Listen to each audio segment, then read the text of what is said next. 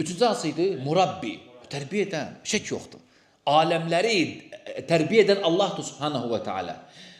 Ellezî Rabbunellezî a'ta kulle şeyin xalqahu summa hada. Rəbbin hər şeyə öz xilqətini verdi, sonra yol göstərdi.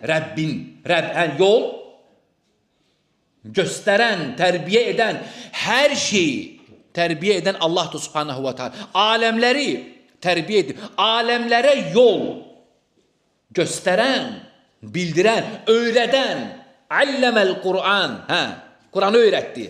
Er-Rahman alləməl Qur'an, hər şeyi öyrədib Allah subhanahu və teala. Ana bətnindən uşaq çıxan kimi subhanallah bilir yolunu. Hara gedir? Hardan süd əmmək lazımdır? Əmmək lazımdır. Bilir artıq.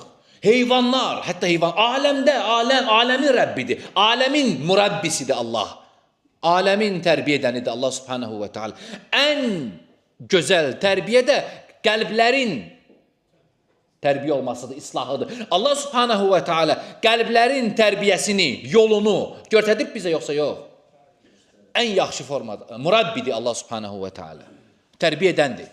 Ona görə elhamdülillahi Rabbil aləmin deyəndə aləmlərin Rəbbi, yəni tərbiyə edəni.